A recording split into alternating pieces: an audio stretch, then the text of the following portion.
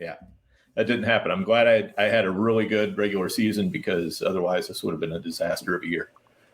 Well, and plus our petition to start DeAndre Swift at quarterback for our main event team. Yes. Where we had 2 quarterbacks, it's just we couldn't start either of them in the playoffs the last 2 weeks.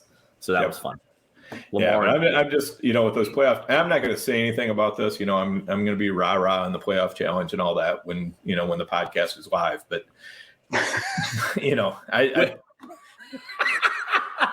it's not like we're live or anything. Oh, sorry.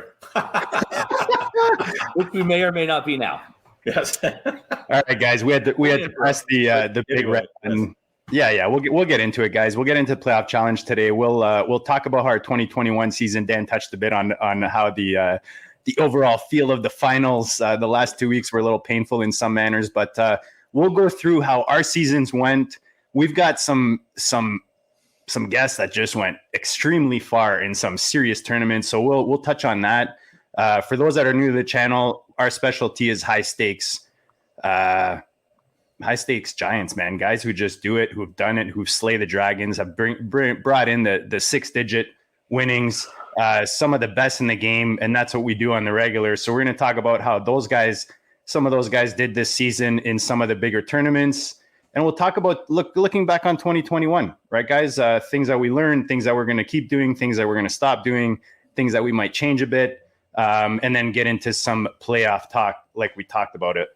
So, guys, I'll shut up and let's get into it.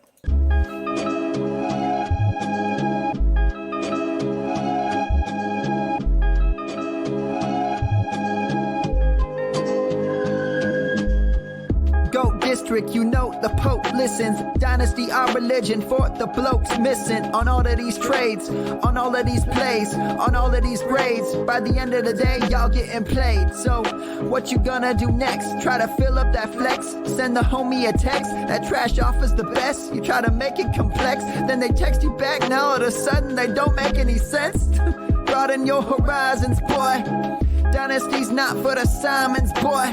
These trades not for consignment, boy. Respect your opponent, y'all some piranhas, boy. This my advice from me to you. Open up your cute little podcast queue. Search up GOAT District, my dude. Pop it in your ear, man. Y'all know what to do. It's the... And I always be traded. And I always be traded. And I always be trading. Y'all try to betray them, but first you gotta bait them. Fish.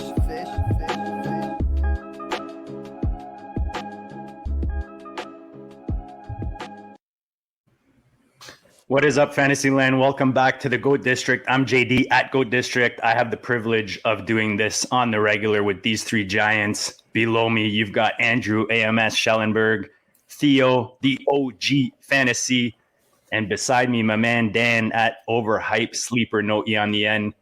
Dan, we're going to talk 2021 season. You and I teamed up in some leagues. We had a bit of success.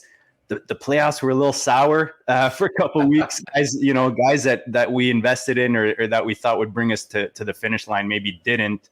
Are you still a little sour? Or you over it a bit now?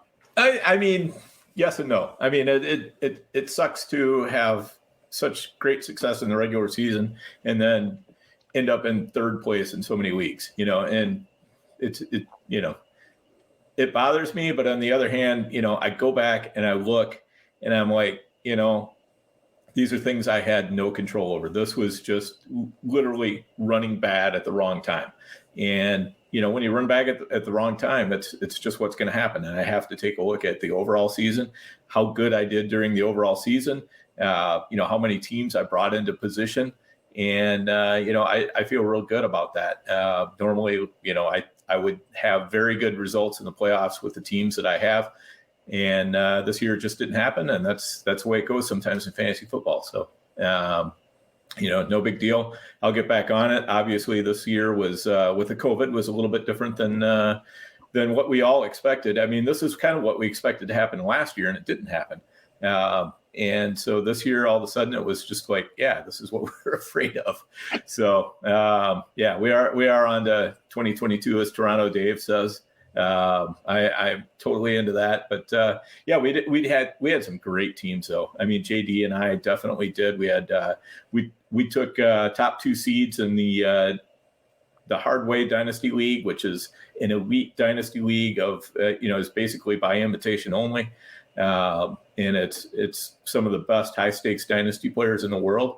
And then also in the Dynasty Depot League, which is another league of a similar type, also with some of the best high stakes dynasty players in the world. And for us to go into it was season 2 for the Hardway and season 1 for the Dynasty Depot, and for us to go in there and knock out the 2 top seeds for those, I feel real good about that. I had several other dynasty leagues where I made the playoffs. Again, most of them it was kind of like during the playoffs not so good, but I was still making money on them, so that's the important thing. And and then we had I had a couple 3 main events with Theo and Andrew. 2 of those 3 made the playoffs, and we made money on 2 out of those 3 leagues overall between the 3 leagues. We made money even though we didn't make anything in the postseason. And I know these guys have even more good news to me. Not everybody got completely run out of the playoffs like I did, but yeah, let's hear from Theo. What do you got going, Theo? So yeah, like you, the COVID was a little difficult to deal with. I mean, for pretty much anybody listening, had to deal with it as well. I had a little more hope heading into the last weekend for a few teams, and a few things didn't really go right. It was a very profitable season for me in FFPC. I ended up doing well in Dynasty, and then I had all my 4 out of 5 main event teams did well. Andrew and I had a monster that was somewhere between 15 to 30 for a lot of the season. And we felt very strong heading in. It just, that first week in the playoffs kind of really sunk us. Every lineup decision went the other way on us. This is true. Those are the worst. We could have done worse if we tried. Yeah, I am going to point out one positive thing about my situation with getting completely derailed by COVID and injuries. Every one of my lineup decisions was right because there were lineup decisions. It was like, okay, who can start? You're in. Let's see. I need 2 more starters. Okay, waiver wire. Here we come. Well, you feel good when you scroll down your bench and you see that nobody outscored the guys that you started, on your bench. You're like, okay, well, at least I couldn't have done anything else, when it comes to the starting lineup. Exactly. Sorry for interrupting, Theo. All right. No. Go Theo. So, I was very pleased with the season. I think that we had pretty good process in our preseason takes on the GOAT District. This was actually my first year where I did well in the FFPC and then not so well in the NFFC. So I think that next year I'm really looking to rebound big time in the NFFC. Had a couple teams that were unlucky, and then a couple of teams where I drafted guys like Allen Robinson, and it was just bad from the start. So I feel good about my process. I'm actually really excited for 2022 already. I'm doing some of these renewing some of these dynasty teams and feeling really good about the way they're looking. And just trying to think about my 2022 rankings, trying to do that mental exercise. So I'm stoked. I feel like, every year you kind of get a little more seasoned in things and a little more hardened towards, maybe not reacting to the, things when they're going poorly or not getting too hyped when they're going well. And I think that, next year I'll have an even better process. So hopefully next year the COVID stuff is out of the equation. I think that would help all fantasy players. Like Dan said, it was rough. It was really rough. The Travis Kelce going for 44 points and then missing the following week was about as bad as it gets. I had one team that I felt was going to make an extreme run, and then to lose him and not get anything out of him in week 2 of the playoffs was just insane. So I'm really hoping that's kind of like my hope for all fantasy football players is we don't have to deal with this nonsense next year. What about you, Andrew? Yeah, no, some of my best teams flamed out, or at least my favorite teams. Best teams, favorite teams. Some of my favorite teams flamed out, and I got absolutely no return for them. I had one team with a Devontae Adams, Deebo Samuel, and Jamar Chase, and like totally missed out on all playoffs. Like, Wow. who does that happen to? Anybody but me. Was that your auction team, Andrew? Well, no, but close enough. That was another one of my favorites. Your auction team was badass. Badass. You kicked it out. Like, first of all, it ran so hot the first 6 weeks, and just like for whatever, you weren't talking about bad lineup decisions. Like, they weren't even bad. Like, I'd put Chase in the lineup and he'd do bad, but Devontae Smith would do great on the bench. Like, it was just like a mess in the middle of the season. And Dan, you mentioned it to me after that week because I thought the same thing you did. You said, "Sorry, you're out." Like, I thought that you were in either way, and I had done the math in it, and basically it was like, as long as I didn't put up a 0 and this one guy didn't put up a whatever, I was in. And I guess a 4, like his victory points. So I think he won and somehow was the top 4 score, even though like he hadn't done that well. Anyway, long story stupid, got knocked out with my favorite team. And then, of course, that team puts up a monster week last week. Of course. Never fails, eh? The week I didn't go back enough to see whether it would have actually like run pure in the playoffs, but was like absolutely one of my favorite teams. But I will tell you, there was a lot of pride this year. Revelations, and I'll stick on this one just because it involves you guys as well for allowing me to do some of the Millie Billies, right? The first podcast that we did on the channel was with Todd from PA, Best Ball NFL Now, and we reviewed the Revelations draft. And it was a funny draft because, I did prepare remarks, unlike basically every other time I did this.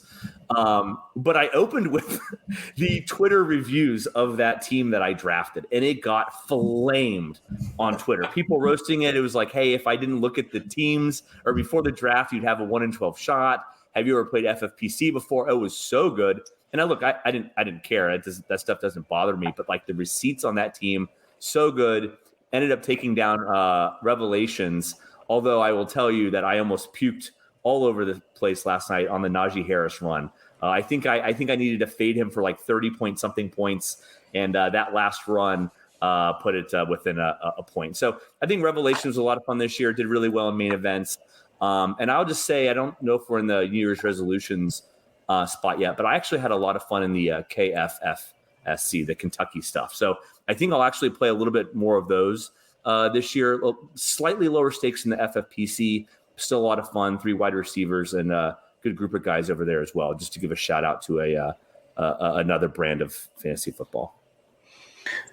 Nice. So overall, I mean, pretty good seasons. Dan, you talked about our 2 500 teams. I mean, I couldn't ask for more other than crushing the finals. Would have been nice, obviously.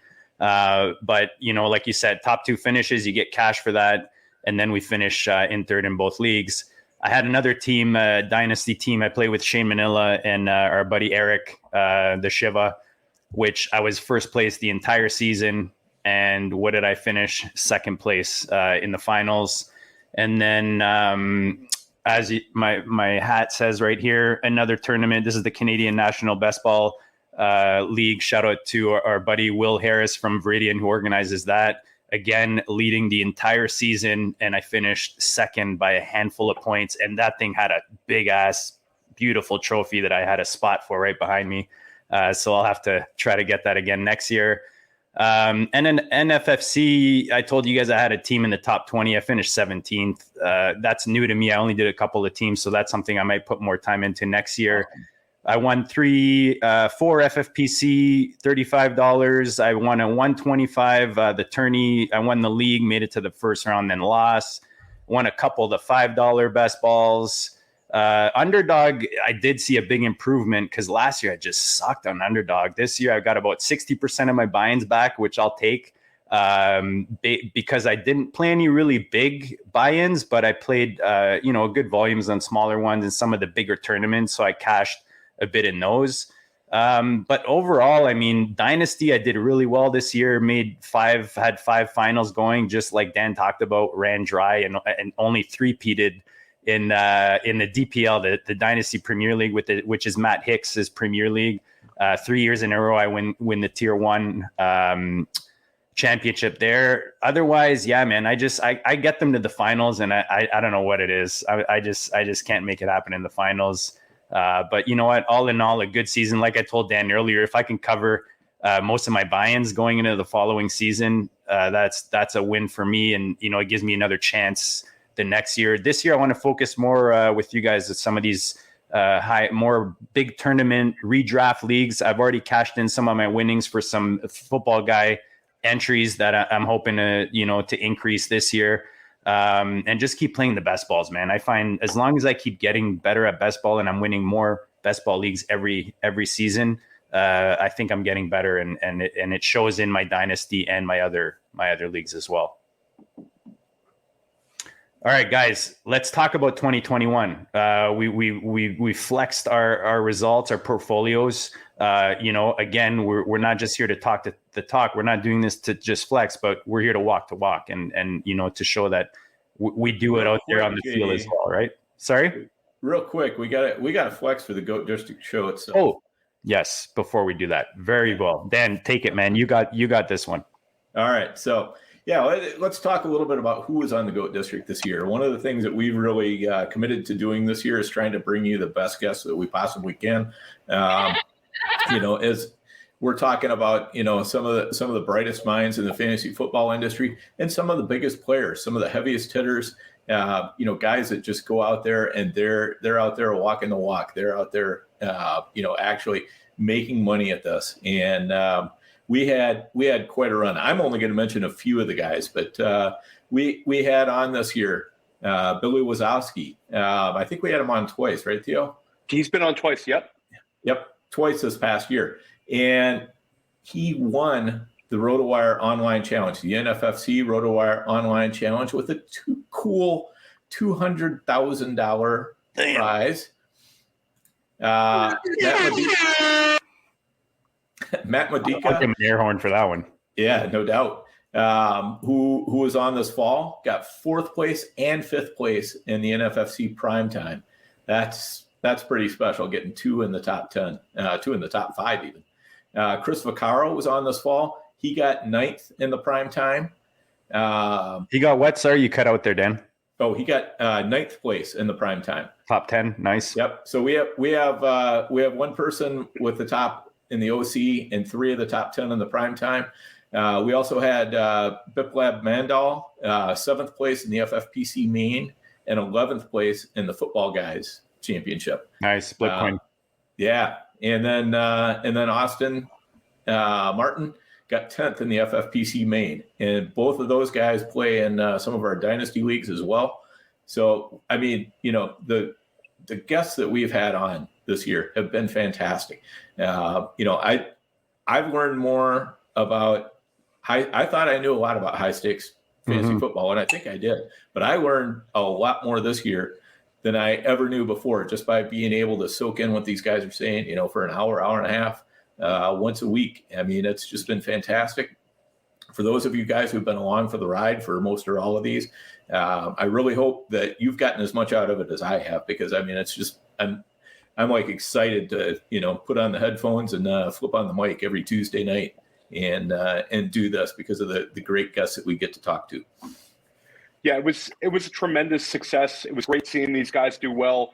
And I'll also add that Chris Vaccaro also finished 9th in the Classic.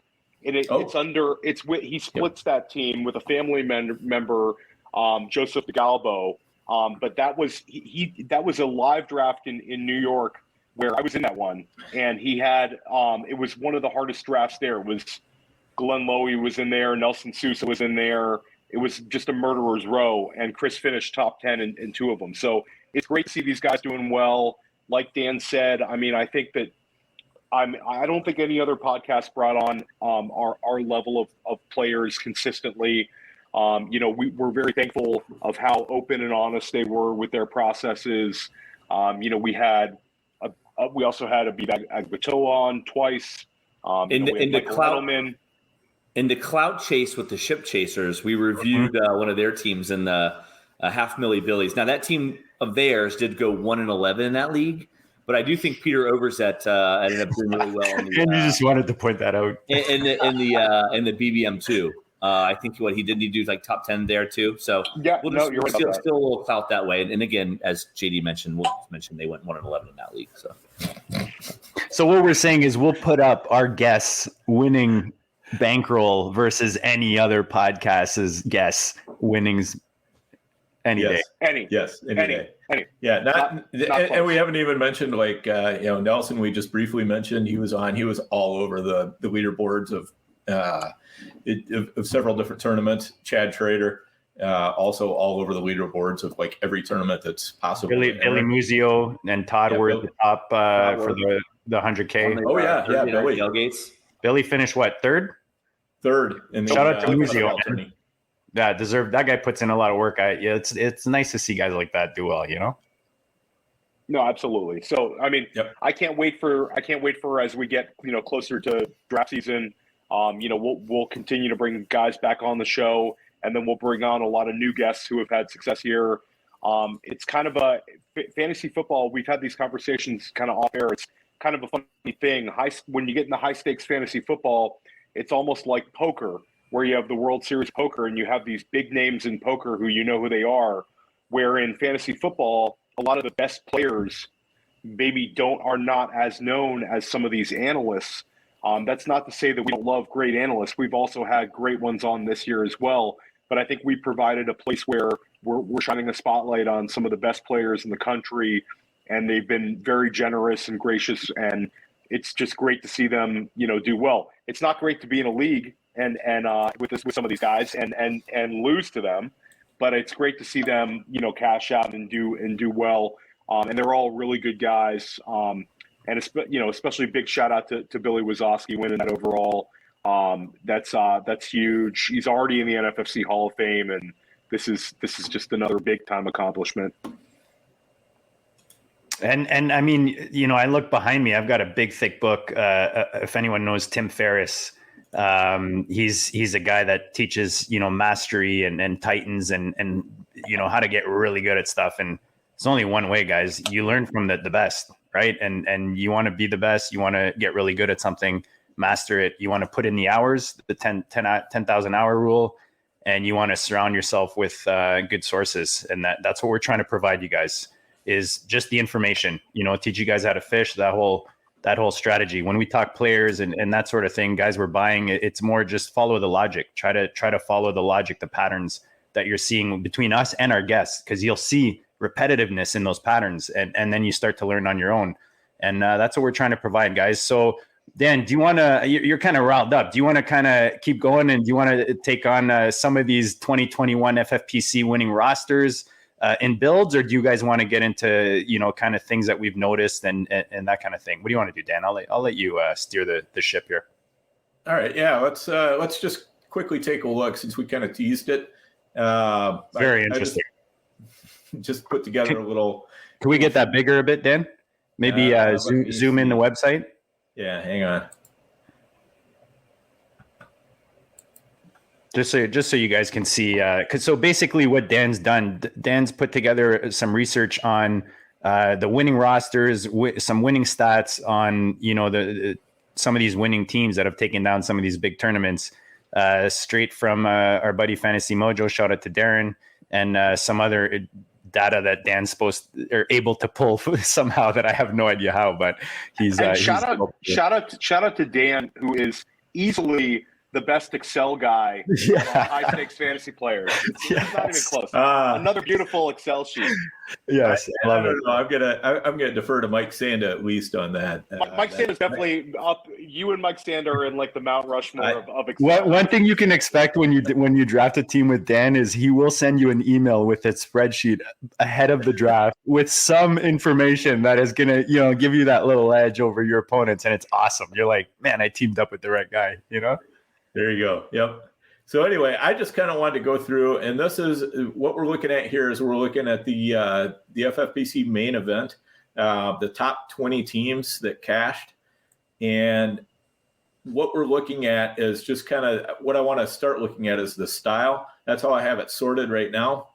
So what do you mean by style, Dan? By style, I mean like what was their draft strategy? Did they go balanced? Did they do hero RB, running back by, two running backs in a row to start? How did they put it together? And, one of the things you're going to see here is that, by far the biggest ones were the hero RBs. We had 7 out of the top 20 used the hero RB strategy, and 7 more out of the top 20 used the RB times 2 strategy. So they were starting off with, 2 running backs as kind of the anchors of their build. So, kind of what that shows you is, that running backs are very important in the FFPC, because then you had 3 more that were robust RB, and then 1 that was balanced. You only had 2 0 RB teams out of the top 20. And then both of those were kind of more towards the bottom. That was the number 16 and the number 19 team. So I think the FFPC kind of lends itself to a little bit heavier of a running back build. And what you can see too is, and I'll post this on Twitter, where people can kind of take a look at it and hack into it a little bit more. But I took a look at basically like RB1. That's what round was their first running back taken in. Quarterback 1, what round was their first quarterback taken in? Tight end 1, what round was their first tight end taken in? And then wide receiver 5, rather than look at where their wide receiver 1 was taken. I thought it was more instructive to say, how quick did they get down, and get 5 wide receivers on their roster? Yes, and I knew that Andrew would very much enjoy that. So, but you can see, that most of these teams were, with their wide receiver 5s, they had them in by around 10 to 12.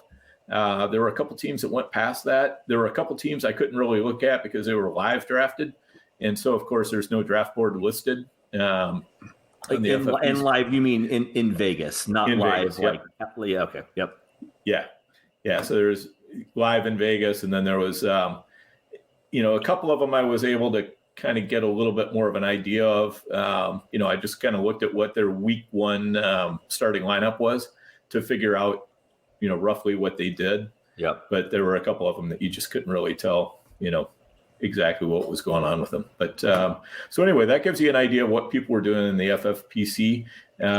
In the main event, it was a lot more of, people doing heavier on running back, or at least getting that hero running back in. Very, very little of the 0 RB. And that's consistent, Dan, even with, like, if I look at, obviously for the show today, going through my winning best ball rosters, especially on the FFPC, very consistent with those builds, the hero RB, and even teams like, I look at one of my leagues that I won 35 best ball, or it might have even been the 125. Derrick Henry was my first pick, but because of the build and because I'm able to get guys like Elijah Mitchell later on, Leonard Fournette, it doesn't kill your team, man, if you lose that first rounder, if you're building it right. And I think it's very consistent. I think best ball and what you're talking about with these redraft rosters. Right, exactly.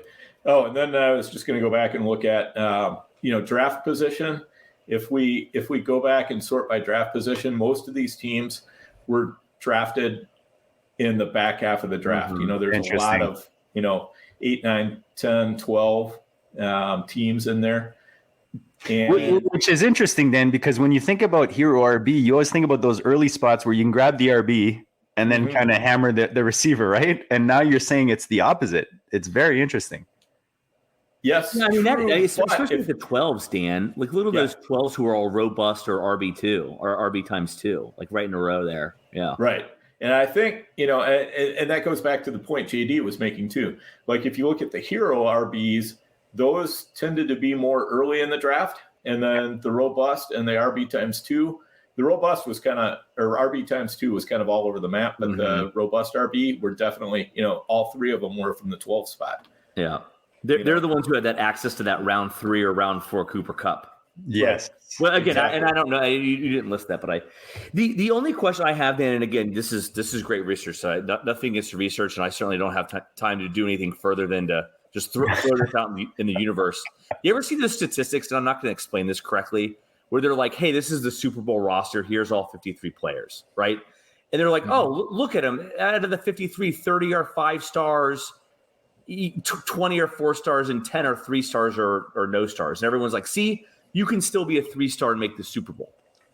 But the point is that like if you look at the pool 5 stars that make the NFL, or you know what I mean? Like if you look at it, so I'm wondering if there's anything to it where, yes, so many as a not a zealot quite yet, but as somebody who likes like heavy wide receiver builds, I'm wondering aloud, do we see so many robust running backs or RB times 2 because those are just more prevalent in the field to begin with? And it just so happens there aren't that many like zero RB zealots. And that's the question. Again, I'm asking that as somebody who probably won't do any further research other than the great. I think like if I'm setting a lineup, I'll be a little more robust RB. But I think if I'm playing best ball, I way rather play either, more of that hero RB and just get depth in numbers at the RB position, but get those receivers early. Yeah. Yep. So a couple thoughts on that. I think you can kind of lump the hero RB in with the zero RB. They're not exactly the same. Yeah. But the hero RBs tended to be very heavy on the wide receivers. Mm-hmm. Like, you look at the hero RBs and you see that their wide receiver 5s were taken, nobody went later than round 12, but 8, 7, 10, 10. That's where those wide receivers were taken. And what about tight ends, Dan? What about tight ends? Tight ends, you can see with the tight ends, and especially in the FFPC main, Mark Andrews was the smash play. Yeah. It was just like it was Andrews or bust. Most of those round 4 and 5 that you see are going to be Mark Andrews. Mm-hmm. So there was a lot of Andrews in there. There was a lot of Cup, a lot of Deebo Samuel. And we're talking about the doubling up on running back at the 12, where you're getting the 12th and 13th pick, and you were seeing a lot of Austin Eckler, Jonathan Taylor, Najee Harris. So there were just, it was easy to smash 2 great running backs back there. Whereas the front half of the draft was where a lot of the running backs failed us, and the teams that did best, I think, on the hero RBs were actually the ones who took their RB in the second round or maybe even third round. Yeah, Mixon was definitely lagging in that second there. Right. I think one other interesting thing to look at year in, year out, and it's something that, obviously injuries play a factor into it, but the hit rates for draft position. So like Dan pointed out, the end of the first round was pretty advantageous for a lot of players. You don't see the number 1 on any of these teams. Obviously that would have been a McCaffrey team for draft position. And then a lot of the teams that went that had the number 2 overall pick, Dan, correct me if I'm wrong, but that's a Kelsey team. I see your notes. That's a Kelsey team. Yep. So it's interesting. We start looking back at the hit rates of players, and Travis Kelsey, where he didn't have this massive smash season like a lot of people would have liked to have seen from him. He still was productive and wasn't the landmine that some of these other top early picks were. So it's very interesting to go back. It's always a hindsight is 2020 type thing, but to see what draft positions really hit. I think Billy, I know it's obviously a different format, but I think Billy Wazowski was drafting like 7th or 8th, and Danny Mueller was 7th or 8th as well, just because I was following that OC. So, we always, when we go into the summer, we always get excited about getting a certain spot, whereas it's almost more you want to avoid landmines at the top. And it's just in the back of the draft, especially in the first round, that's where the value drops, right? You're usually taking whoever drops. And if you think about that time period where JT was falling in the back end of the first, and even sometimes into the second, I'm sure if we dive deep into some of these rosters, we're going to see JT in some of those spots. Yep. Yeah. JT was often in the second round. He was in some of these RB times 2 or robust RBs, that were taken, the 9th draft position or later. Commonly JT was that second running back. Mm-hmm. Even more so in the football guys, just because people were more scared of him because you got to win your tournament. You got to win your league tournament to win any money in the football guys. Whereas in the main event, you're going to if you're one of the top two teams, you're getting, $2,000 for sure. So there's no real, there's a lot less urgency about making sure you win that tournament. You just want to finish top two. And JT definitely helped people do that. So he went a little bit higher in the main than the football guys. The other thing I wanted to hit real quick was the main event. Of course, you've got three different kinds of drafts you can do. You can do fast online drafts, you can do slow online drafts, and you can do Vegas drafts, right? And I know that Theo and I had been talking back and forth about how many. Look at how many teams came from online drafts, but when you look at it, 73.5% of the teams in the entire contest came from fast online drafts. 11.2% came from slow online drafts, and only 15.2% came from Vegas drafts. So, at first I was thinking, there might be an advantage to drafting online, but after looking at this, again, small sample size, but the live drafts were pretty well represented here. So, do you think our thing that I was mentioning? This is it. But do you guys think that, like, just thinking about that, like, how do we play off of that? Do you think then that it's because in a live draft you have a higher chance of getting an advantage, whereas in a slow draft everybody can take their time, they can do their research between picks, they can go check out whatever the chip chasing guys, the Millie Billy guys are doing. Whereas when you're doing the live drafts, like the guys who have done the most drafts at that point doing that live draft are probably the ones that are going to draft the best rosters. Do you think that has a play, or what do you think the reason is for that, Dan? It's hard to say. I mean, I think it'd be interesting to go back and, do a bell curve of the scores from all 12 teams in each of the slow drafts versus what they were in the fast drafts to see if there's, if the teams are just more tightly bunched together in those slow drafts because everybody had a little bit more time to kind of think about their picks. And, thus it was harder to gain an advantage. But, that's more than I'm willing to speculate on right now. And I think that was a great point by Dave in the chat about how quick decisions sometimes are better decisions. I will say that I love doing slow drafts.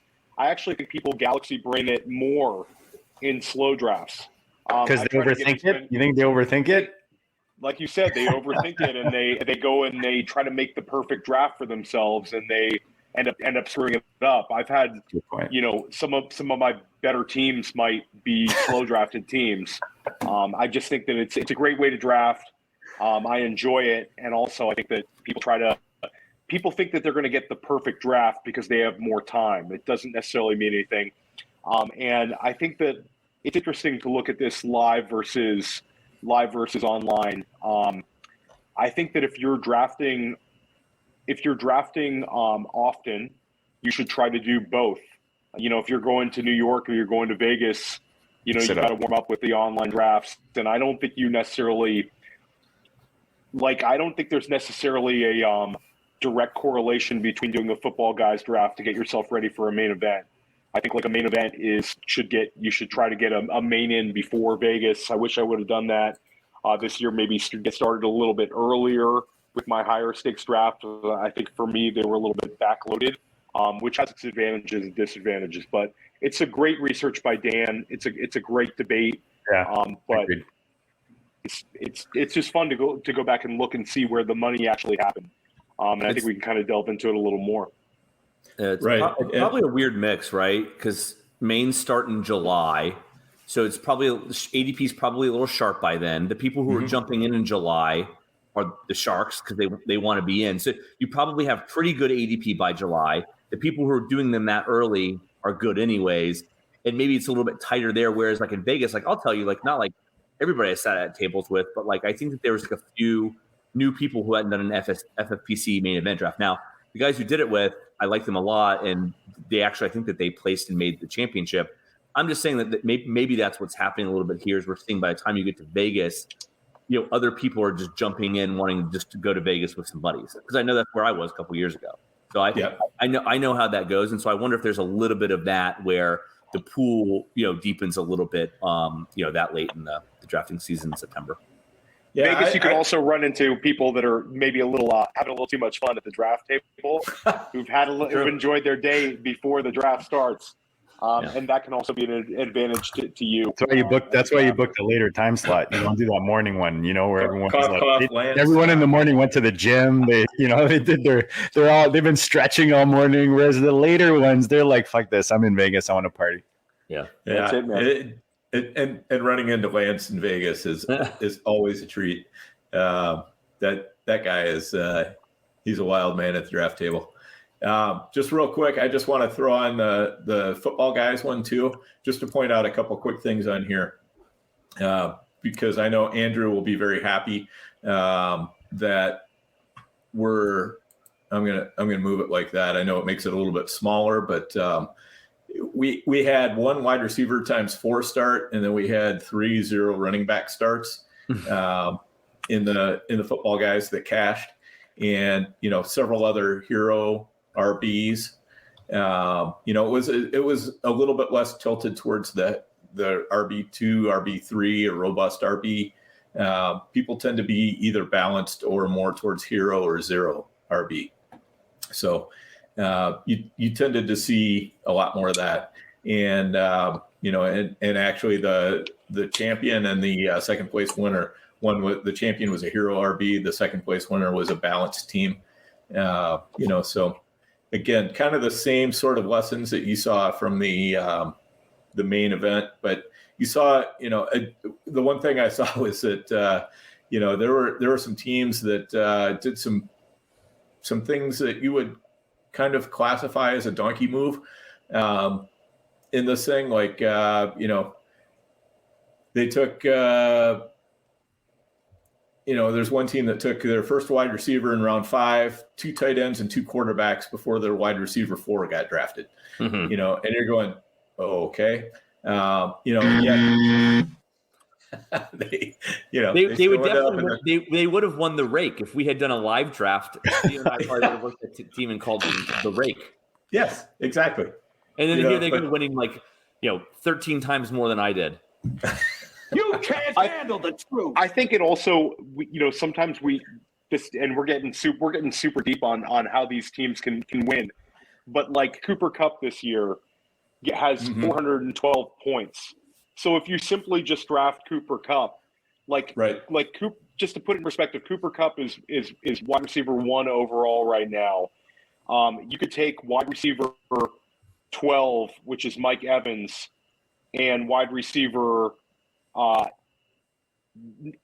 20, which is T. Higgins, add them up cumulatively, and Cooper Kupp is right there with him. So he was like having it's almost like having 2 starters at once. So if you just hit on one of these mega producers, it doesn't really matter how your structure is. Like we've said a couple times, I mean, any draft strategy works if you draft the right players. Theo, you mean like my 3-peat team that has Kelsey, Cooper Kupp, JT, Debo? Do I need to keep going? Exactly, JT. That's the greatest team in America and Canada. The team that JT put together. Where's my air horn? Fucking, I deserve one. There you go. Oh, you got American champs. You got the tail. Yeah. So, all right. So the one thing I want to say on that is, what's Theo's exactly right. Drafting the right players matters a lot more than anything else, because what the common thread through all of these 40 teams that I've looked through is that they drafted the right players. There's a lot of Cooper Kupp, there's a lot of Deebo Samuel, there's a lot of Mark Andrews. You're seeing the same players over and over and over again. I think what the difference was that you tended to see more of them on the teams that were structurally drafted well, because you give yourself more chances at hitting players. Yeah, exactly. So, if you're not overdrafting running backs in the first few rounds, or, call it through the first 5 or 6 rounds, either if you draft a lot of running backs there, you got to hit on some. And we saw some teams that did that, that went running back times 3 or running back times 2 or even more than that. And they hit on those running backs, but the thing is they also hit some wide receivers in there, which was tough to do. They took kind of the path where you have to thread the needle a little bit more. They had to be right kind of a lot more. You got to hit Waddle later on. You got to, you got to get those Elijah Moore weeks in there. Yeah. And it was kind of funny too, because, there were a couple teams in there that looked, I was like, man, this draft is structurally perfect. And I was like, but man, some of these players just bombed, and it was like, they had AJ Brown, they had Juju, and players like that, Allen Robinson. And you're like, man, they took a lot of hits. They had some really bad players early on in the draft. Because they did such a good job of drafting structurally, they still were able to pull it out and get themselves into the top 20. And I think one big part of that, Dan, and that's one of the things that I wanted to bring up in our next segment, maybe we'll segue it, maybe not, but I think that hitting the right players, but also building your team structurally also talks about timing throughout the season. Like you gotta combine the right players that are going to complement each other throughout the season, as opposed to like your whole running back core, in the first 3-4 weeks are gone, and then you got nothing on the back end or whatever. You got to be able to put the puzzle together so that your team is producing the whole season. And I think that as I look through my teams that have won leagues, that's one thing that, is important, is the timing. When do you expect this guy to give you his production in the season? Yep. Yeah, that's a great point. All right. So talking about that, guys, like Kyle said, smash the like, guys. Hopefully you guys are getting a lot from this. I know Dan put a lot of research in it. We appreciate all the goodness. Shout out to Fantasy Mojo, who helped Dan put some of this data together. And guys, think about this stuff as you build these teams. Where the drafts are coming now. I don't know if we have finals left. Is there any finals left anywhere? I don't think so. We've got the playoff challenge coming up. If your league has finals this week, then you should probably be finding a new league. Find another league. Yes. Join myffpc.com. Make sure you shout out to us first, and we'll hook you up with some bonuses. But you should probably be in a different league. That's for sure. Agreed. But guys, smash the like, smash the subscribe. That's the way to help the show. I got the GOAT gear on. Whether it's a hat, t-shirt, sweatshirt, hoodie, go check out the GOAT gear. Support the show, guys. We're helping you guys win. You've probably won some championships if you followed us all off season. Dan, Theo, and Andrew have talked about the amazing guests that we've had on this year and how much they've brought down.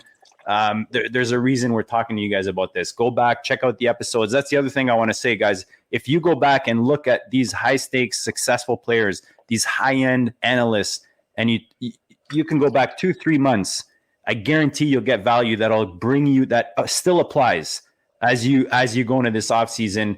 It helps you manage your teams. We've asked them about how they manage their teams, what they're doing in the offseasons to get better, how many best balls are doing, all that kind of thing. So make sure you tune in. Make sure you subscribe. We're going to keep bringing the goodness. Guys, let's do a quick 2021 review.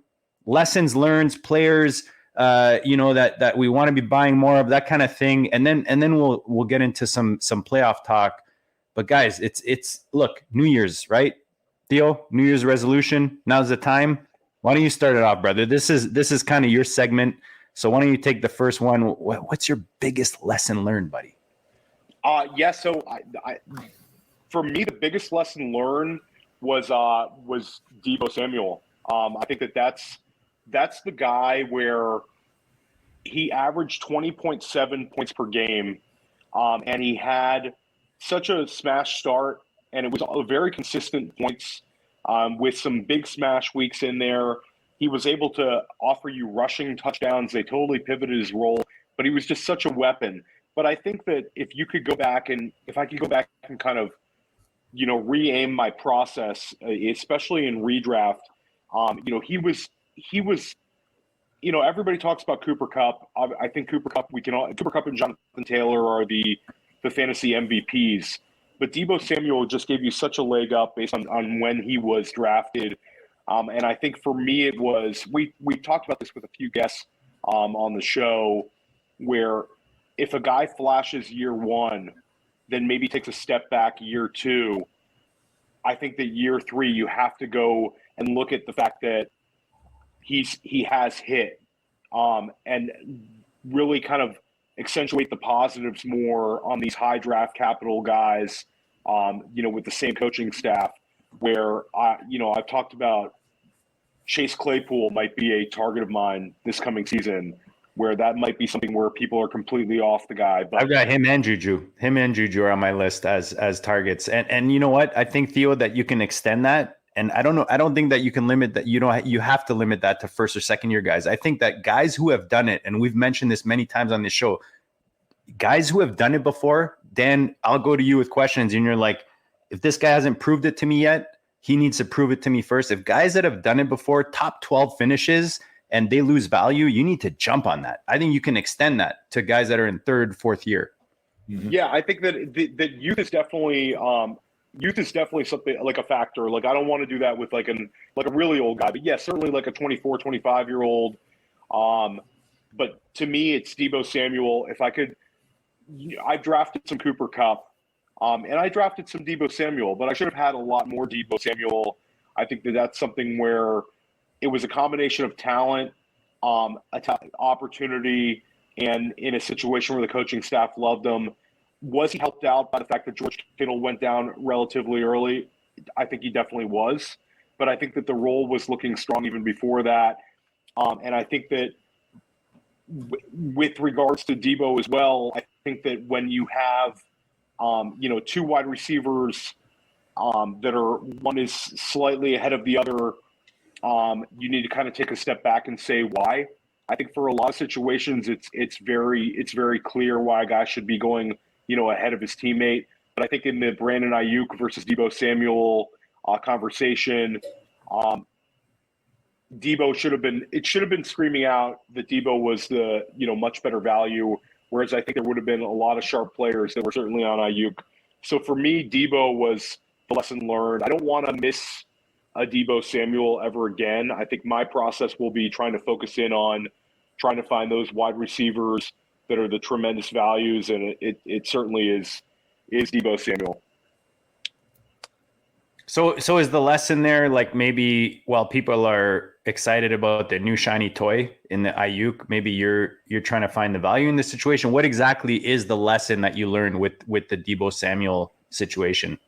I think it was more of my main lesson would be flashing. Well, to keep it real simple, would be a guy flashing year 1, taking a step back year 2. I want to invest in that play. Take advantage in that value in his price drop, basically. It was basically like a dynasty, almost like a dynasty thought process in redraft. Dave's just killing the chat. Shout out to Toronto Dave, just killing the chat. Toronto Dave is the chat at this point. He is the chat at this point. I love it. He's all I see. He's running around my head. No, I mean, I think the tough thing, right, Theo, again, not for you to be traumatized or to kick yourself, is what I like this year to piggyback off of that is smart coaches using their best players in the best ways. So like the Deebo out of the backfield, like, so you use my lesson, like whatever, like Andrew pessimistic way you want to, right? Say Andrew hates running backs. Okay. That's Andrew's lesson, right? But like coaches using the Deebos out of the backfield, Waddle out of the backfield. I think that we saw a little bit out of Chase too this weekend. Even everyone's favorite LaVisca, was getting that stuff too. So good. And again, I'm not saying Urban Meyer's a good coach, but good coaches finding, productive ways to use their best playmakers. Hard to identify. Like, look, admittedly, hard to identify who could have known. But Andrew, just to add to that, because I don't want you to go to another point. If we look at Skywalker, our buddy Skywalker, back-to-back 6-digit winner, and I brought this up on the show that I heard him talk about on their show, First and 15. Or first and 15, first and 5th. First and 15. And he talked about, like, when you hear a coach talk about players that he's scheming around, that they're scheming their offense around, and Deebo's a perfect example of that. We're seeing that with guys like Waddle. Like, those are the guys you want to grab. Cup. Like, the offense is going to be around those guys. Is that what you're talking about, Andrew? Look, absolutely. That's it. I think, again, like the struggle here, right? And like, because you got to, going to parse, what's good information versus bad information, because then you're going to get coach speak. So like, I'm not saying totally rely on the coach stuff, but like, good point. You see these opportunities where they're actually doing it, right? So like, playoff challenge is not to plug that right now, but like to look at coaches using their good players in good ways, start to think about that now, because the coaches in the playoffs will start to tip their hand about what they think of their best players. So we're going to get a good opportunity to see, do they think they have a hidden playmaker where they like something out of that to maybe where we can spin that forward for next year. So, a Debo look, I think that's tough to see just how well they were going to use and put their best player in the most productive of ways. But I think, Theo, you can't be kicking yourself, because I think a lot of coaches kind of did that. And I certainly didn't anticipate Waddle out of the backfield, Chase out of the backfield. And my guess is longer seasons, more running back injuries. Again, I think we may be able to see that a little bit more of these short passes coming out of the backfield for these good playmakers. Yeah, that's a very good, very legit point there, Andrew. Yeah, so JD, why don't you go, and then I'll jump in. So we talk about all the guests we've had. One thing that stuck out to me recently, I think it was Kyle Hillesheim. I knew I was going to mess up his name. Is that how you say got it? It perfect. And he talked about something that really stood out to me, because I felt like that was maybe one of my mistakes this season. And it's, you get to and even again, I look at the teams that I won with, especially best ball, a lot of them I drafted early. One was like the end of January that I drafted, and I won. And I think that you get towards the back end of the offseason, I think we've all done this, where you've drafted so many teams and you have your head like, oh, I've got so many shares of this guy or so many shares of that guy. And whether that's Cooper Kupp or Deebo Samuel or any one of these guys we're talking about, and maybe you start shying away and maybe not focusing so much on player ownership. I think one season I went completely polarized one end, and I just went all in on guys that I wanted, and guys like Jordan Reed just kind of burned me. And that kind of brought me back to like, let's always pay attention to player ownership. But I think there's a fine line there. And for me, it's, draft the guys that you believe in. And when you get towards the back end of the offseason, try not to focus too much, because what happens is you pull away from the opportunity to grab some of these guys that you really like. And I know he mentioned like a guy like Cooper Kupp and Deebo Samuels for himself, whereas you think, oh, I've got so many of these guys already, I'm gonna go elsewhere, and you're not optimally drafting at that point. You're not taking the best player, the best option at that point, because you're trying to balance this ownership. So I think I'm gonna maybe focus a bit more on that, pulling away, because I'm not putting in 200, 300, 400 teams when it comes to best ball. So maybe I don't necessarily focus on that at certain percentages. What do you guys think about that? No, I think it's something Chad Trader has said as well. Getting too worried about, what your percentage of exposure to a guy is, that's can sometimes lead you to galaxy braining. I think that the one time you really want to start trying to do that is maybe with first round exposure. I don't want to be all in on the same guy every single first round pick, just because. Or like in one specific tournament, right? Or like one specific format. Yeah. Or bingo. We talked about that before. Like one specific tournament where if it was in the main event and you had 45% exposure to one guy, maybe you want to cool it back if you're doing several main event entries. But a lot of people have said this. I think that's one thing that became something the very high volume players tracked, and I think it kind of trickled down. But I think that most of the time it just kind of galaxy brains you, have conviction, take the guys you want, and if it means you're heavier on one guy than another, then so be it. Yeah, I agree. So my biggest lesson learned, and I know I've said it before already, but I'll say it again. I too am traumatized by missing out on Deebo. Hi, my name is Dan, and I missed out on Deebo. Anyway, but the reason why I missed out on Deebo was more structural. Where Deebo was going, I was always looking at like tight end, running back, quarterback. because I had already nailed down a bunch of wide receivers. I wasn't really in the market for a wide receiver right there. I was always taking one of those other positions. So, that kind of caused me to, not have as many shots at Debo. It's not to say I never took a wide receiver in the range where he was going, but it was just not often enough. So, I need to make sure that I'm varying up my structure a little bit more across different leagues so I can give myself access to all the players where they happen to be drafted. And there are certain players, that will, through the course of a draft season, from, sad to say, January through August, they'll drift up and they'll drift down, and they'll drift in and out of a range. And so you get access to them that way. But some of them kind of tend to stay a little bit more tight focused. Debo was one of those. He just never really got higher than the 7th round. He never went lower than like the 9th round. So, that was just kind of where you had to get him. And if you weren't looking there, you weren't going to get him. And then I'll just jump into, one thing you're going to keep doing more of in 2022. I'll start the round on that since I'm already going.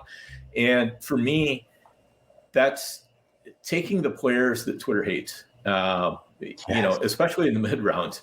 It's just, everybody's focused on having that draft that, you posted on Twitter and everybody oohs and ahs over it. Oh, that's so great. All the hot, sexy players, all that kind of stuff. You know what? The Leonard Fournettes, the James Conner, guys like that, every time they were showing up all summer long in a draft, everybody's like, I don't really like your, running back 3 or running back 4 or whatever it is. Yeah, but how much are you expecting out of them? These are guys that are in situations where they have a chance. It's a very murky situation. The reason why they're down where they are is because they're not guaranteed of anything. But when you're in that range in the mid rounds of the draft, you have to look at what is possible here, rather than what does Twitter want to have happen? It's like what might happen. These players are still players. They're still getting coached by an NFL coach. Twitter has like zero effect on how they're going to perform. And we all act like, well, if I take this guy, I'm going to get roasted on Twitter. Like Andrew was talking about earlier, his Revelations League draft got roasted, and he ended up winning it. And that's just the thing. I mean, you just can't be afraid of what Twitter's going to say, especially in those mid rounds. You got to grab guys who think they're going to have a chance and see what can happen. I think that's a great call by Dan. And I think just to piggyback on what Dan was saying is oftentimes a lot of the players you're talking about might go like 7th round, 8th round, 9th round, where they might be unpopular picks, but the hit rates for those round guys, you'll see a lot of guys flame out over those particular rounds. So I think that Dan was very smart this year with especially like a guy like Leonard Fournette, who was a very unpopular guy in the preseason, and Dan was collecting shares of him. I think that's just a great call. Sometimes the guys that are a little more unpopular, yet they're still in that range, might be the safer pick and potentially have a little more upside as well. So I love that call, Dan. Yeah, there's just a little downside, right? Yeah, because you can take Fournette in some drafts, you can take Ronald Jones in some drafts. You can straddle the line. You can take Zach Moss, you can take Devin Singletary, straddle the line. Take some places, take others the other places. But look at the guys you mentioned, Dan, and this will be my next point, and this is why I think I did well in this area with regards to the zero RB, the hero RB targets. Take the ones that are on good offenses and behind good offensive lines, and I think it's a no-brainer. You guys talked about guys I owned: Leonard Fournette, James Conner, Damian Harris, AJ Dillon, Elijah Mitchell. These are all in offenses that have shown production at the position. They're behind good offensive lines, and they're all. You look at Tampa Bay, number 2 in scoring, Arizona, number 11, New England, number 8, Green Bay, number 11, and Elijah Moore on San Francisco, 13th, all in points scored as offenses. So I think, you got to build your structures right, but you got to focus and target the right players on the right teams as well in certain positions. And I think that that's important as well. Especially at the running back position when you're looking at offensive lines and how often these teams score. For me, the thing that I'm going to continue doing, this past summer, I tweeted out something that I believe that rookie wide receivers are the most mispriced asset in redraft. And it's the last 3 years have just been super productive for rookies. Yet you still see players going a little later than what they beat in terms of ADP. So I think that investing in rookie wide receivers is absolutely something I'm going to continue doing. I expect that the market's going to correct itself. But if you just look at this season, Jamar Chase absolutely smashes his ADP. Jalen Waddle absolutely smashes his ADP. Devonta Smith averaged about 12 points a game, which where he was being drafted, he basically about hit it. Amon-Ra St. Brown absolutely crushed it as a rookie wide receiver. Elijah Moore, if you look at his splits, if you would have simply just, points per game doesn't really, show how effective Moore was. He gave you about a 5-game run. Then you look at last year, Justin Jefferson, obviously, top 6 wide receiver. Chase Claypool, T. Higgins, Brandon Ayuk, and CeeDee Lamb was about hit his ADP. I wouldn't say he was a complete smash. And then we go back another season.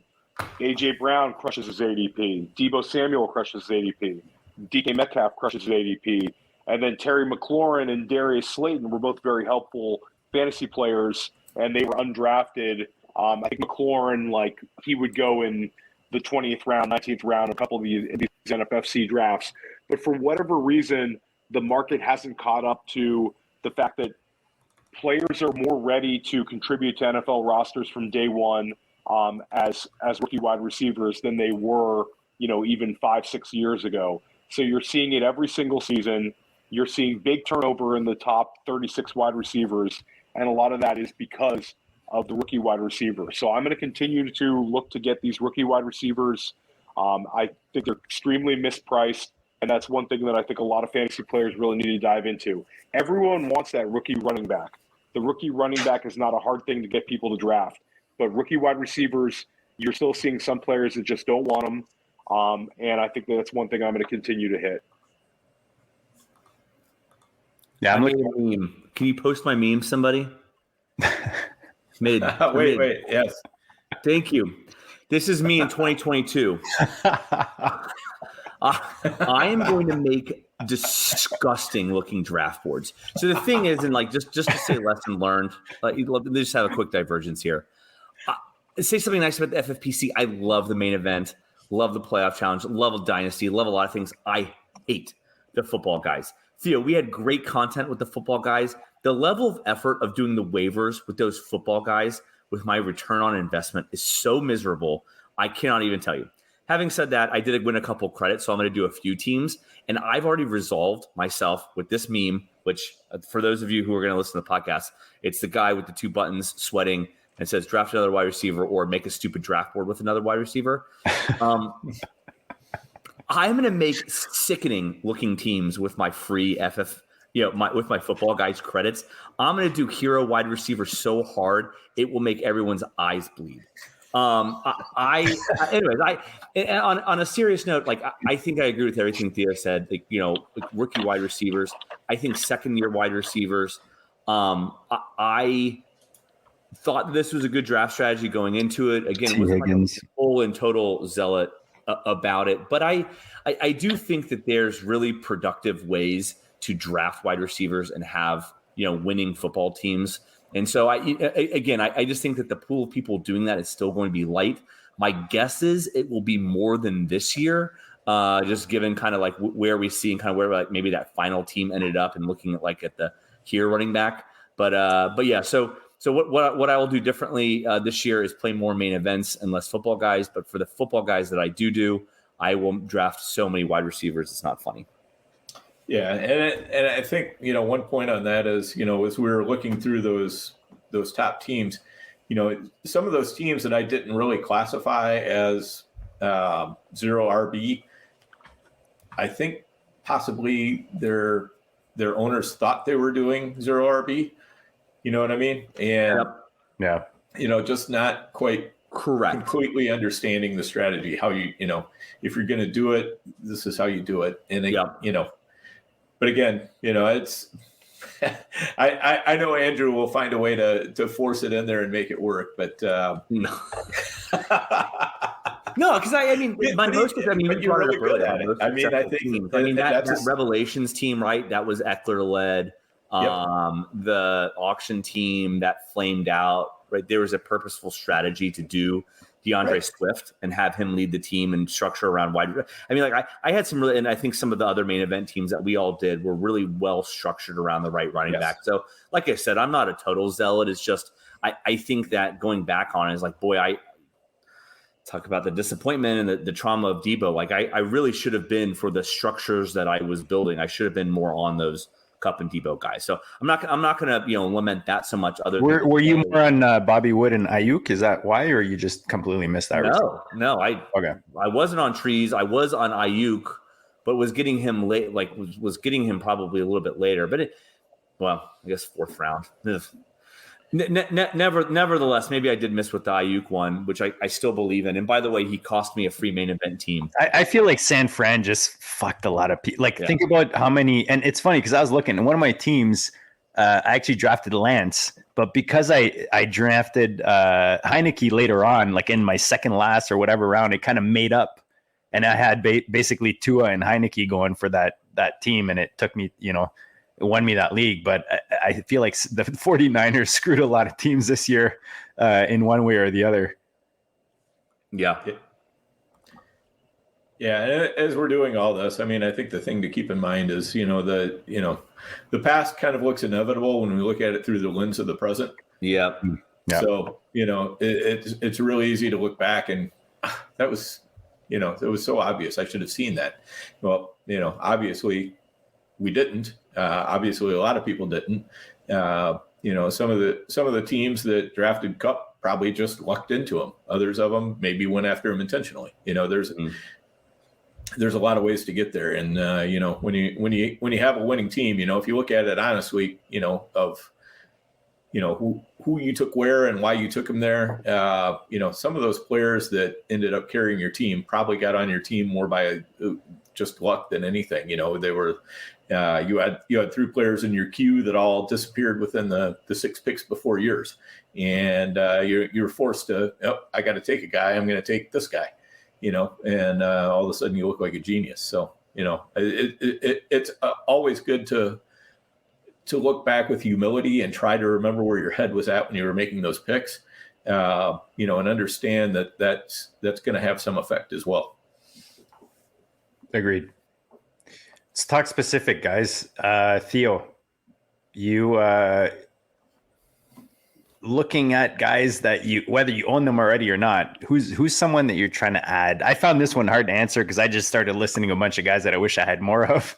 So why don't you start this off? I'll go last. Whoever you guys don't mention, I'll throw in there. Well, I think for Dynasty, one guy that I'll be trying to look to add shares of is Stefan Diggs. Where I think that if you look now, Stefan Diggs is like wide receiver 7, but he didn't quite smash in the way that it didn't feel like it. But he's gonna. He didn't have those ceiling weeks. I have a lot of Diggs in Dynasty. He didn't have those ceiling weeks this year. To me, he just becomes a little bit more affordable. It'll be year 3 of him with Josh Allen and him together. He would have cost a lot more last summer than he would this offseason. How old is Diggs right now? Do you guys know? 27, 20 or 28? 28, no? Yeah. 28, 27. I believe he's still gonna have he's still got gas in the tank. He was healthy this season. Preseason we heard he was dealing with some things, and then he stayed relatively healthy throughout the season. So I just think, to me, Stefan Diggs is kind of like a post-hype guy that you're able to add. And I think the dynasty is a funny thing. Once you get these wide receivers that are like past age 27, people are willing to trade them. And I think if you've got a contender, I think Stefan Diggs is a really good player to try to trade for. He could easily smash like he did 2 seasons ago. And at the end of the day, I think that Josh Allen keeps looking better and better, and Stefan Diggs is the alpha there. I think that year 3 in Buffalo for him could be a real steal when it comes to redraft, and I think he's cheaper now in Dynasty. He's the guy I'm going to look into trying to get. So send your DK Metcalf for Diggs plus is what you're saying. No, I wouldn't do that. But I think that like to put it in perspective, like I had an FFPC 500 last year where I traded 2 first-round picks for like 2 mid first-round picks for Devontae Adams in the 3rd. And I think that like won't have to spend that much to get Stefan Diggs. Like I think that you can get Diggs for, somebody might be willing to trade him for the 1.04 plus something else. Where if I'm a contender, I'm really gonna try to go after and make that sort of a deal. I just think that it's a perfect opportunity for a guy that didn't quite smash, but he still hasn't shown any signs of slippage. And I think you have a quarterback that continues to get better and an offense that we all like. So that's the kind of guy that I'm going to look to get this year for my contending teams. I was making the meme, Theo. So if you were saying this during the rookie wide receivers, I apologize. Do you have a good buy window on Rashad Bateman now? Yeah. Did I steal your statement? That's a really No. Rashad Bateman, that's a great call. Yeah, I love that. Great call. Yes. Okay. Good. I was giving you some meme building time credit there, Theo. No, I mean, I think he's a great one because I think that I really believe in his talent, and I think in the chat, Wheeler and a couple other people were mentioning, the disappointments of I think Terrace Marshall to a huge extent, Rondale Moore, at least from my perspective, and kind of what he did to my teams. Wasn't quite that explosive guy that I wanted. Bateman started the year injured. I think he flashed a little bit. And I think the beauty of his buy window, too, is he's not going to make the playoffs. It's very unlikely the Ravens will make the playoffs. I think it requires my Jaguars to beat the Colts for that to happen. So might as well put a nail in that coffin. So I think you're going to get a really interesting window on Bateman. And I would, if you can, you get a good price for him, I would go after him this offseason. I love that one. Mm-hmm. And anyone who's not going to flash during the playoffs and kind of kill the value aspect of it. And I think about a guy like Akers. I'm like, I don't even want Akers to come back because I want to be buying him all off season, Yeah. But I love the Bateman call. Love that. Yeah. A couple others I'll throw out there. Cortland Sutton, definitely one. Give the man a quarterback and another year removed from his ACL. And I think there's, I think he's going to come cheap, and I think he's got a good chance.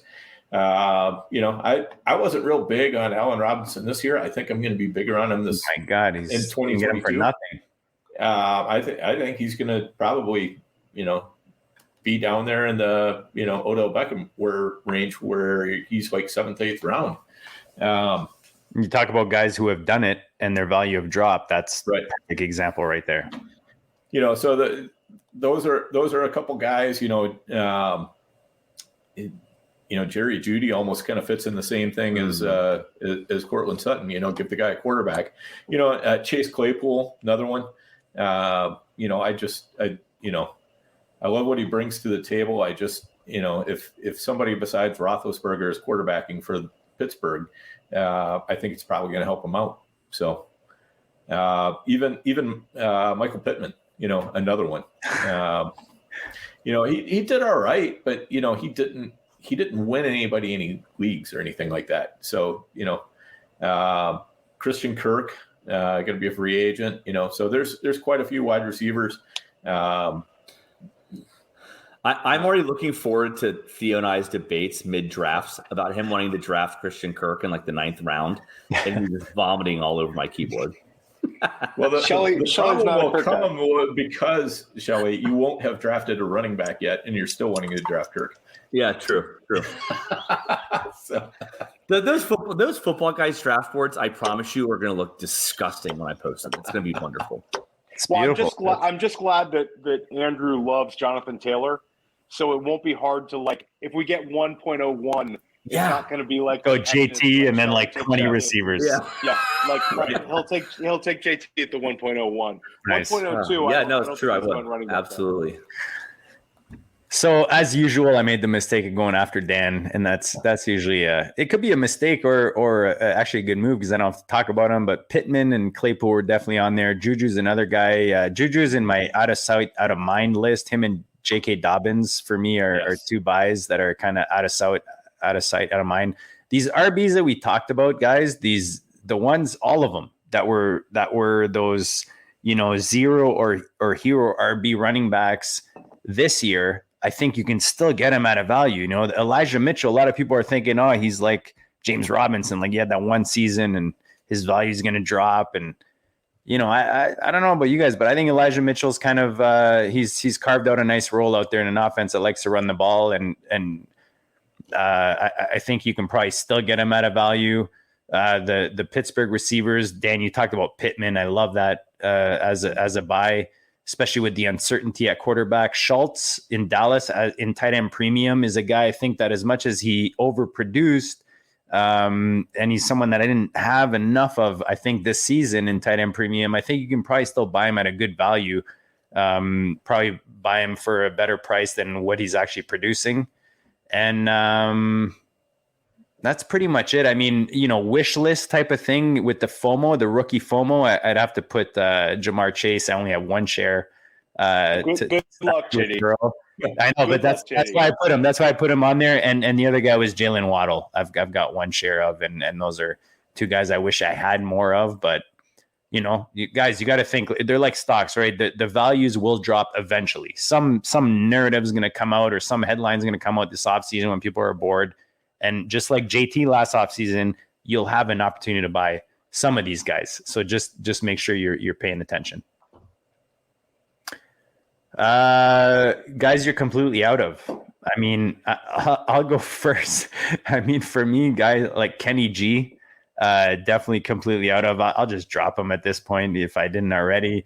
And Amari Cooper is a guy that I probably held on to more than I should have, but especially with Gallup getting hurt and less of a chance of him moving, I don't know, Dan, I know you're more in the contract situation, so you might shed a bit more light on this, but I just don't want any more Amari Cooper, man. The inconsistency and the injuries, it's just not worth it for me.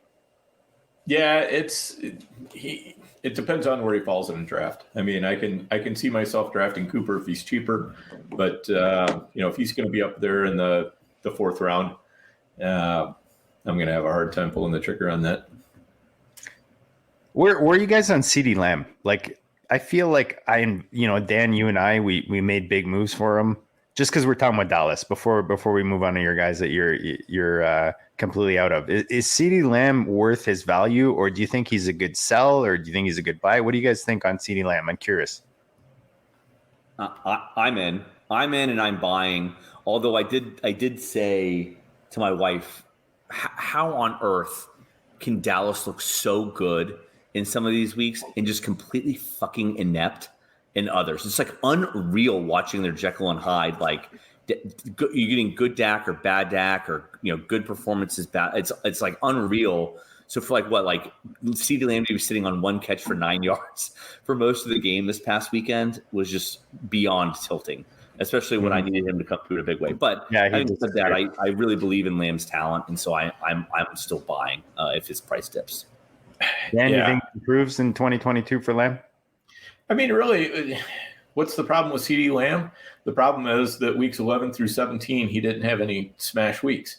If you look at what he did weeks 1 through 10 versus 11 through 17, 1 through 10, he was smashing on a regular basis. 11 through 17, he had some okay weeks, but nothing really huge. And that's just part of the natural variance of a wide receiver. If people are going to discount Lamb because he had, 7 okay weeks in a row or bad to okay weeks in a row, but they don't even want to look at the first 10 weeks, great. That's fantastic. I'll be here for you. If you're looking to unload Lamb because you don't like him, send him to me. Yeah, I'm totally with Dan on that. I think that it's people get such nitpicking. He's a fantastic talent.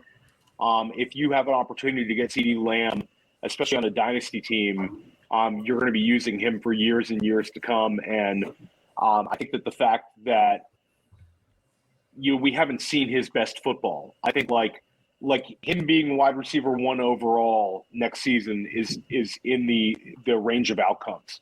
I don't put that out of there. So for me, I think that people are a little disappointed. Certainly, if you needed points from him last week, it wasn't great. But I think that we have seen him smash. You can just pop the tape in. The guy's got unbelievable talent. And he's in a situation where we like his quarterback enough, and we like his we like his offensive coordinator enough. So he's the kind of guy that if your league mate wants to get rid of him, by all means, I would trade for him. I would trade first round picks for. Go buy him now because Gallup's hurt, right? So if he goes off in the playoffs, you ain't buying Lamb this offseason. He's up there with Chase. Yeah, and shout out to Dave again with some good stuff in the chat room. But Lamb is a top 5 dynasty wide receiver. If somebody in your league doesn't see him as such, that's fine. Top 3, we could have a conversation. After Jamar Chase, I'm trying to create a buy opportunity for fantasy land. That's all I'm trying to do, Theo. I'm just here to help the people. Yeah, if you're selling Lamb for 2 firsts, I'm buying. Yeah, that's it. Like easy 2 firsts, 100% 2 firsts. And I think that you could talk yourself into more than that. And he's the kind of player that helps you win next season and win for many years to come. And it's just don't trade CeeDee Lamb in Dynasty. It's just bad process. Unless you're going to get a Justin Jefferson or a Jamar Chase or a really, really great, young wide receiver or a combination of a couple of guys. I mean, if it's a huge, huge package of younger players, maybe think about it. But it's just galaxy braining. And that's why I bring it up. Galaxy braining. That's why I bring it up. Like Toronto Dave's talking about, he was thinking about trading Lamb. I'm sure a lot of people who invested. I know Dan and I, we made some big moves in these 500 leagues we talked about to invest in Lamb, and he didn't produce for us in the playoffs. So to me, I see that, and I think there must be a lot of people holding Lamb that didn't get what they wanted in the playoffs, and like Dave or other. They're looking to maybe sell, 3/4 on the dollar type of deal. And for me, that's like, go buy him, right? Anyone that you consider in those top rankings in your dynasty, make your own rankings, make your top 10, your top 24 at each position. So every time you see a dip in value for one of those guys, just buy him, guys. That's all it is. Just an opportunity to buy. Yep. All right. We're going to do playoff challenge next week, guys, or maybe next episode next week. We'll let you guys know. But we did a buck. What are we at? $130 right now. We did 90 minutes looking back on 2021, talking about. Dan brought some serious stats on some of those winning rosters, winning builds in those big tournaments on the FFPC. Shout out to Darren and Fantasy Mojo, guys. Go check that site out for all your data with the big money tournaments. But let's end this off with a veteran that each of us are looking to maybe offload this offseason. We all know, I was about to say we all know like the veterans are better to offload during the season, but if there's an opportunity to sell some of these guys this offseason, maybe we go around and help you guys out. Hopefully you've gotten a lot out of this tonight. Make sure you let us know if there's any guests that we haven't hit on or that you want back on the show. Make sure you let us know any topics you want to hit on this offseason. Andrew, I'll go to you first, brother. Who's someone veteran-wise? Veteran. I mean, we can define that in many ways. So how do you approach that? And who's someone that maybe you're looking to offload this offseason? Yeah, preview, because I'm going to talk about this again next week for the playoff challenge. But looking at the playoff teams, it's going to be disgusting thinking about which tight end you're going to slot in there for the playoff challenge in terms of which teams are making. I think it's going to be like the Kelseys, and then the guy I want to talk about here is Kittle. I'm hoping for a huge Kittle playoff so that way I can offload him in the offseason if I can. This is one of those situations where, like, again, do as I say, not as I do. I wish I had offloaded him this past year, but I thought his price was a little depressed coming off of an injury season. I'm looking for huge Kittle spikes just to try to recoup some value, because I think I'm not saying he's injury prone, but I think questions in San Francisco. What does Lance look like? Kittle health concerns. I think if I can get good value for Kittle, he's absolutely somebody that I want to offload if I can this offseason. So looking for huge playoffs from him. Guys, check out Andrew at AMS Schellenberg. He's going to be bringing a ton of goodness, a ton of live drafts with, especially with Theo with regards to the Millie Billies.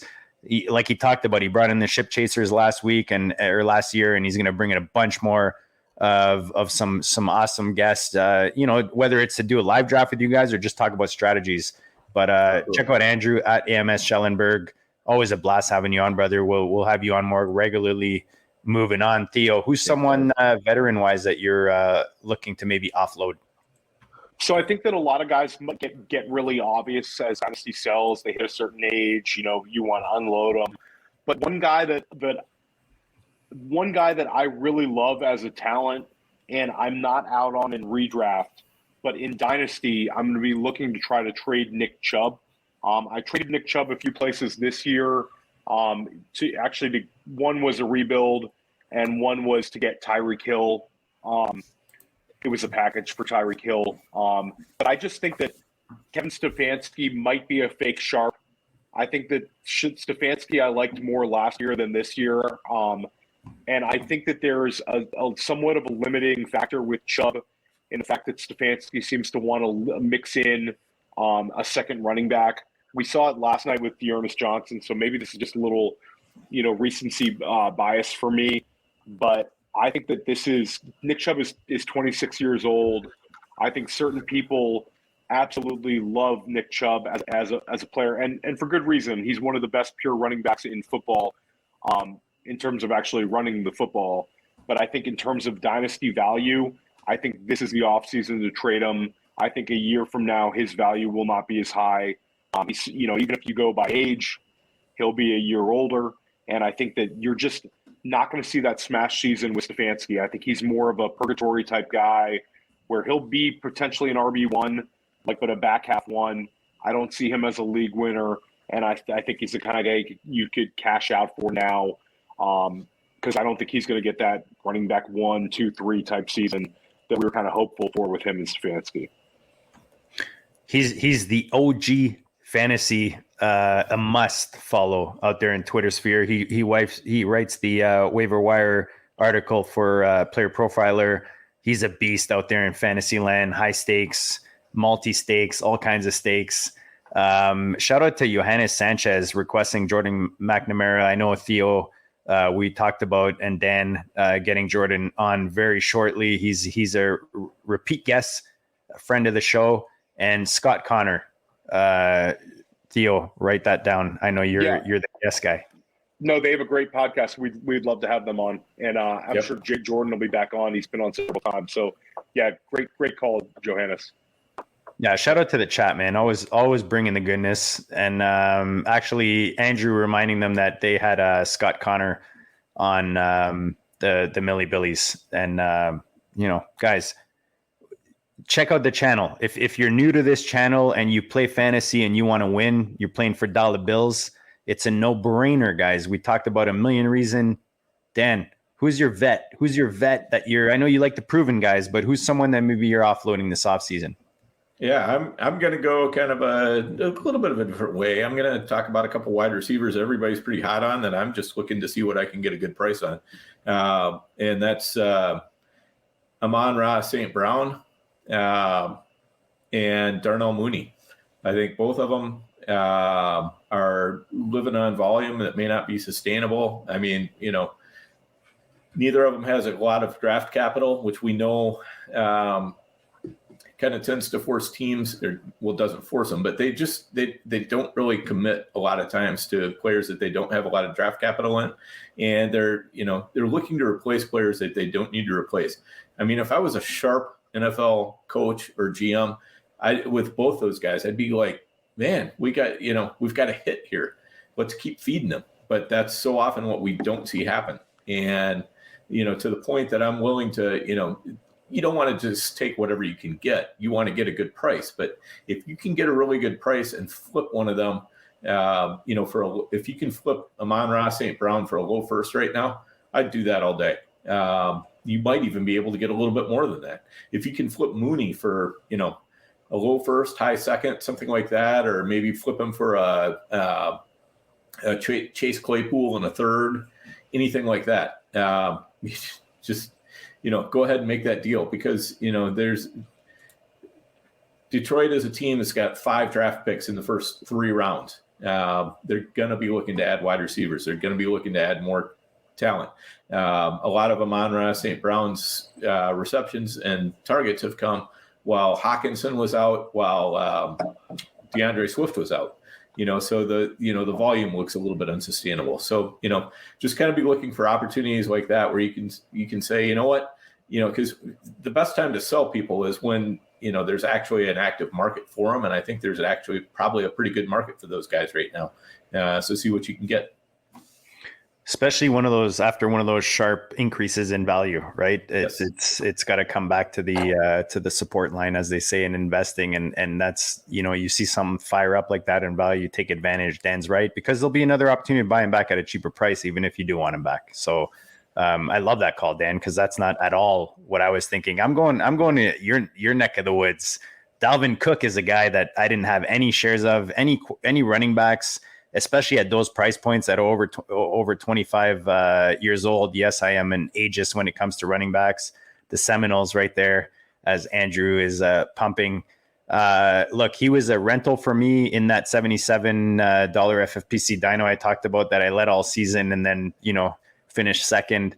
But I bought him in Madison as a rental to pair up with JT to make a run. But I will probably, if no one in my league is listening to this, try to sell him this offseason. And I think that anyone holding Dalvin should probably do the same, because his value is whether it's this offseason or going into the next season, these running backs over 25 years old that are getting some serious volume, the value will cliff eventually. And just go look up at Todd Gurley for that reference.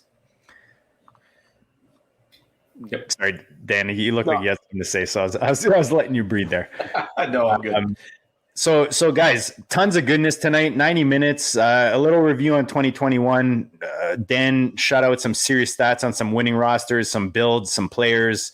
Hopefully we helped you guys out with some guys you can target this offseason, some guys maybe you can offload to improve your rosters. Hopefully we helped you guys win this season. Let us know out there in Twitter land if you're listening right now. Let us know if we helped you win a ship, win a league, even if it's a $35 best ball, $5 best ball that you won, a dynasty league, your favorite league, whatever it is, high stakes. Let us know. He's the overhyped sleeper, no E at the end. At the OG Fantasy is Theo, and Shelly, Andrew at AMS Schellenberg, or Shelly. Either way. Seminoles in the dark over there. We love having on the show, and we love having you guys tune in. Shout out to the chat, man. The chat was awesome tonight. Wheeler, Kyle, Joe, I know I'm going to miss people. Dave, I shouldn't have started naming them, but you guys were awesome tonight. Come in, guys, tune in live. We will answer your questions as much as possible. So if you have trade questions, whether you're going to the playoffs, lineup questions, anything you have, let us know. That's pretty much it, guys. Good luck if you're doing the playoff challenge. We'll be back with a playoff challenge show later on. We didn't touch on it tonight, so we'll definitely zone in on that. Check out myffpc.com. Make sure you've got an account. You can register for that, because it's fun, man. If you didn't do well in your season, or you did well in your season, it gives you another opportunity to win some money. And if you win that cake in the playoff challenge and you didn't do well during the season, it don't matter, because at the end of the day, you're playing this to win money, and that's what we're here to do. Guys, we'll check you all later. We appreciate you, and that's all I got for you.